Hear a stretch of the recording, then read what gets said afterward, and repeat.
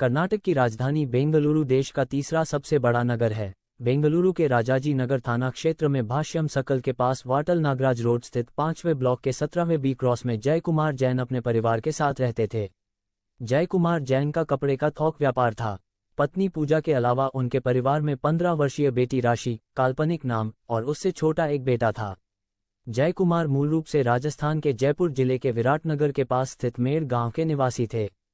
पैसे की कोई कमी नहीं थी, इसलिए परिवार के सभी सदस्य ऐशोआराम की जिंदगी जीने में यकीन करते थे। जैन परिवार को देखकर कोई भी वैसी ही जिंदगी की तमन्ना कर सकता था।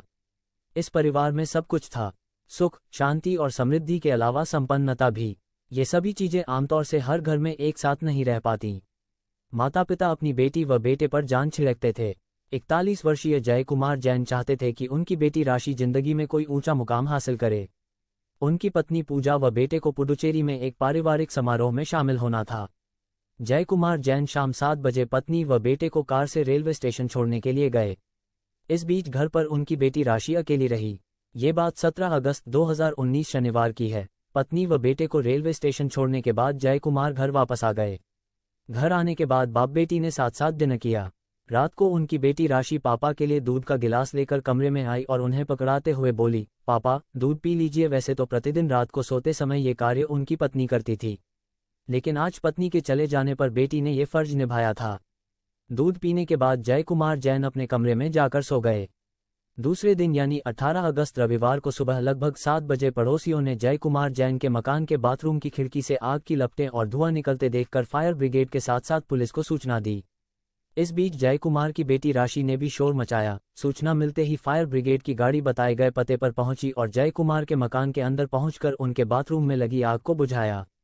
दमकल कर्मियों ने बाथरूम के अंदर जय कुमार जैन का झुलसा हुआ शव देखा। कपड़ा व्यापारी जय कुमार के मकान के बाथरूम में आग लगने और आग में जलकर उनकी मृत्यु होने की जानकारी मिलते ही मोहल्ले में सनसनी फैल गई।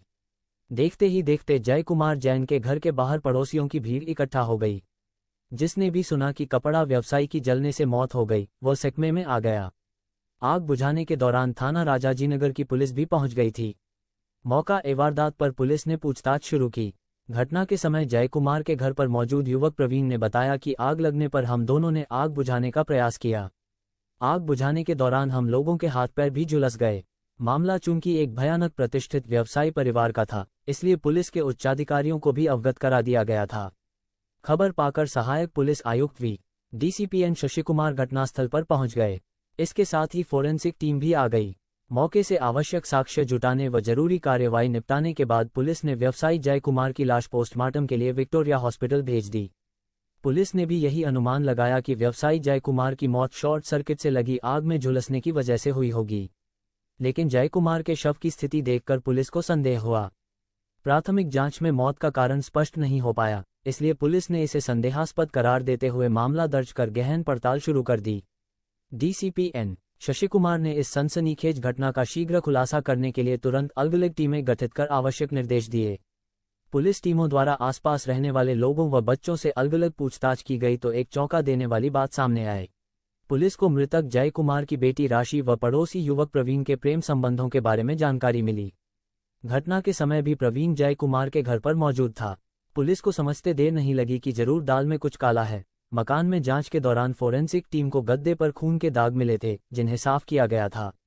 इसके साथ ही फर्श व दीवार पर भी खून साफ किए जाने के चिन्ह थे। दूसरे दिन पोस्टमार्टम रिपोर्ट आने के बाद स्थिति पूरी तरह स्पष्ट हो गई। पोस्टमार्टम रिपोर्ट में बताया गया कि मृतक के झुलसने से पहले उसकी हत्या किसी धारदार हथियार से की गई थी। इसके बाद उच्चाधिकारियों को पूरी जानकारी से अवगत कराया गया। पुलिस का शक मृतक की बेटी राशि व उसके बॉयफ्रेंड प्रवीण पर गया। जब राशि और प्रवीण से सख्ती से पूछताछ की गई तो दोनों संतोषजनक जवाब नहीं दे पाए और सवालों में उलझकर पूरा घटनाक्रम बता दिया। दोनों ने जय कुमार की हत्या कर उसे दुर्घटना का रूप देने की बात कबूल कर ली। डीसीपीएन शशि कुमार ने प्रेस कॉन्फ्रेंस में बताया कि पुलिस ने मामला दर्ज कर गहन पड़ताल की। इसके साथ ही जय कुमार जैन हत्याकांड 24 घंटे में सुलझाकर मृतक की 15 वर्षीय नाबालिग बेटी राशि और उसके 19 वर्षीय प्रेमी प्रवीण को गिरफ्तार कर लिया गया। उनकी निशानदेही पर हत्या में इस्तेमाल चाकू, जिसे घर में छिपा कर रखा गया था, बरामद कर लिया गया। साथ ही खून से सना गद्दा, कपड़े व अन्य साक्ष्य भी जुटा लिए गए। हत्या की जो कहानी सामने आई वो इस प्रकार थी। जय कुमार जैन की बेटी बेंगलुरु शहर के ही एक इंटरनेशनल स्कूल में पढ़ती थी। उसी स्कूल में जय कुमार के पड़ोस में ही तीसरे ब्लॉक में रहने वाला प्रवीण कुमार भी पढ़ता था। प्रवीण के पिता एक निजी कंपनी में काम करते थे। कुछ महीने पहले उसके पिता सहित कई कर्मचारियों को कुछ लाख रुपए देकर कंपनी ने हटा दिया था। ये रुपए पिता ने प्रवीण के नाम से बैंक में जमा कर दिए थे। इन रुपयों के ब्याज से ही परिवार का गुजारा चलता था। प्रवीण उनका इकलौता बेटा था। राशि और प्रवीण में पिछले 5 साल से दोस्ती थी और दोनों रिलेशनशिप में थे। प्रवीण राशि से 3 साल सीनियर था। फिलहाल राशि 10वीं की छात्रा थी, जबकि इंटर करने के बाद प्रवीण ने शहर के एक प्राइवेट कॉलेज में बीकॉम फर्स्ट ईयर में एडमिशन ले लिया था। अलग अलग कॉलेज होने के कारण दोनों का मिलना कम ही हो पाता था। इसके चलते राशि अपने प्रेमी से अक्सर फोन पर बात करती रहती थी। मॉडल बनने की चाह, अक्सर देर तक बेटी का मोबाइल पर बात करना और चैटिंग में लगे रहना पिता जय कुमार को पसंद नहीं था। बेटी को लेकर उनके मन में सुनहरे सपने थे। राशि और प्रवीण की दोस्ती को लेकर भी पिता को आपत्ति थी। जय कुमार ने कई बार राशि को प्रवीण से दूर रहने को कहा था। राशि को पिता की ये सब हिदायतें पसंद नहीं थीं। पुलिस जांच में सामने आया कि एक बार परिवार को गुमराह करके राशि अपनी सहेलियों के साथ शहर से बाहर घूमने के बहाने बॉयफ्रेंड प्रवीण के साथ मुंबई गई थी। मुंबई में 4 दिन रहकर उसने कई फोटोशूट कराए थे और फैशन शो में भी भाग लिया।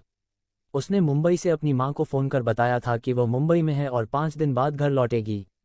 बेटी के चुपचाप मुंबई जाने की जानकारी जब पिता जय कुमार को लगी तो वह बेहद नाराज हुए। राशि के लौटने पर उन्होंने उसकी बेल्ट से पिटाई की और उसका मोबाइल छीन लिया।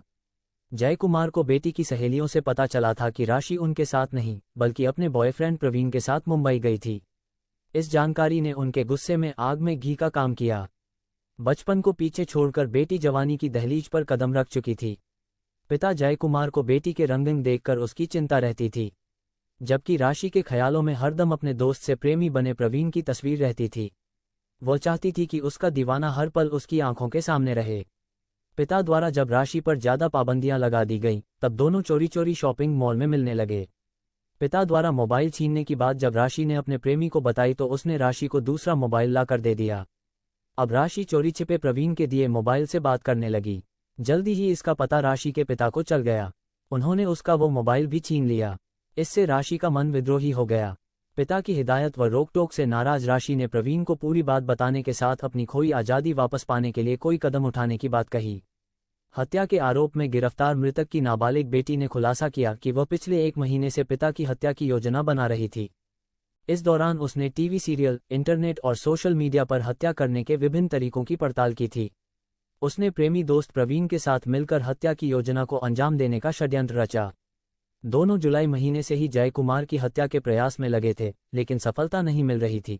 जालिम बेटी राशि ने घर में किसी के नहीं होने का फायदा उठाकर योजना के मुताबिक रात को खाना खाने के बाद पिता को पीने को जो दूध दिया, उसमें नींद की 6 गोलियां मिला दी थीं। कुछ ही देर में पिता बेहोश होकर बिस्तर पर लुढ़क गए। पिता को सोया देख राशि ने उन्हें आवाज देकर वह थपथपा कर जाना कि वह पूरी तरह बेहोश हुए या नहीं। संतुष्ट हो जाने पर राशि ने प्रवीण को फोन कर घर बुला लिया। वह चाकू साथ लेकर आया था। घर में रखे चाकू व प्रवीण द्वारा लाए चाकू से दोनों ने बिस्तर पर बेहोश पड़े जय कुमार जैन के गले व शरीर पर बेरहमी से कई वार किए, जिससे उनकी मौत हो गई। इसके बाद दोनों शव को घसीटकर बाथरूम में ले गए। हत्या के सबूत मिटाने के लिए कमरे में फैला खून व दीवार पर लगे खून के छींटे साफ करने के बाद बिस्तर की चादर वॉशिंग मशीन में धोकर सूखने के लिए फैला दी। इसके बाद दोनों आगे की योजना बनाने लगे। सुबह 7 बजते ही राशि घर से निकली और 3 बोतलों में पेट्रोल लेकर आ गई। दोनों ने बाथरूम में लाश पर पेट्रोल डालकर आग लगा दी। इस दौरान दोनों के पैर व प्रवीण के हाथ भी आंशिक रूप से झुलस गए। आग लगते ही पेट्रोल की वजह से तेजी से आग की लपटें और धुआं निकलने लगा। बाथरूम की खिड़की से आग की लपटें व धुआं निकलता देखकर पड़ोसियों ने फायर ब्रिगेड व पुलिस को फोन कर दिया था। इस बीच राशि ने नाटक करते हुए मदद के लिए शोर मचाया और लोगों को बताया कि उसके पिता बाथरूम में नहाने गए थे, तभी अचानक इलेक्ट्रिक शॉर्ट सर्किट होने से आग लग गई, जिससे वो जल गए। इस तरह दोनों ने हत्या को दुर्घटना का रूप देने का प्रयास किया, लेकिन सफल नहीं हो पाए। बेटी को पिता की हत्या करने का फिलहाल कोई मलाल नहीं है। हत्याकांड का खुलासा होने के बाद पुलिस ने जब उसे गिरफ्तार किया तब परिवार के सभी लोग अचंभित रह गए। सोमवार की शाम को राशि की मां व भाई भी लौट आए थे। मां ने कहा कि शायद हमारी परवरिश में ही कोई कमी रह गई थी। हालांकि घर वालों ने उसे पिता के अंतिम संस्कार में भाग लेने को कहा, लेकिन राशि ने साफ इनकार कर दिया। उधर प्रवीण के माता पिता को अपने बेटे के प्रेम प्रसंग की कोई जानकारी नहीं थी। इस पर उसने अपनी गर्लफ्रेंड को नया मोबाइल गिफ्ट किया तो उसके पिता ने वह भी छीन लिया। वो उसकी गर्लफ्रेंड को पीटते डांटते थे, जो उसे अच्छा नहीं लगता था। आखिर में प्रवीण ने अपनी गर्लफ्रेंड को पिता की प्रताड़ना से बचाने का फैसला लिया। मंगलवार को हत्यारोपी बेटी से मिलने कोई भी रिश्तेदार नहीं पहुंचा। लड़की की मां भी घर पर ही रही। राशि ने पुलिस को बताया कि उसने अपने पिता को चाकू नहीं मारा, लेकिन घटना के समय वो मौजूद थी। राजाजीनगर पुलिस द्वारा मंगलवार को किशोर न्याय बोर्ड (जेजेबी) के सामने राशि को पेश किया, जहां के आदेश के बाद उसे बल्कियारा बाल मंदिर भेज दिया गया। राशि सामान्य दिखाई दे रही थी। जब उसे जेजेबी के सामने ले जाया गया तो उसके चेहरे पर अपने पिता की हत्या करने का कोई पश्चाताप नहीं दिखा। वहीं राशि के प्रेमी प्रवीण को मजिस्ट्रेट के समक्ष पेश कर जेल भेज दिया गया। हत्या करना इतना आसान काम नहीं होता। प्रवीण और राशि ने योजना बनाते समय अपनी तरफ से तमाम एहतियात बरती। दोनों हत्या को हादसा साबित करना चाहते थे, लेकिन वे भूल गए थे कि अपराधी कितना भी चालाक क्यों न हो, कानून के लंबे हाथों से ज्यादा देर तक नहीं बच सकता। बेटा हो या बेटी, माँ बाप को उनके चरित्र और व्यक्तित्व का ध्यान रखना चाहिए, क्योंकि माँ बाप की आंखों में धूल झोंक कर गलत राहों पर उतर जाते हैं तो उन्हें संभाल पाना आसान नहीं होता। ऐसे ही क्राइम कहानी सुनने के लिए हमारे चैनल को सब्सक्राइब जरूर करें। कथा पुलिस सूत्रों पर आधारित।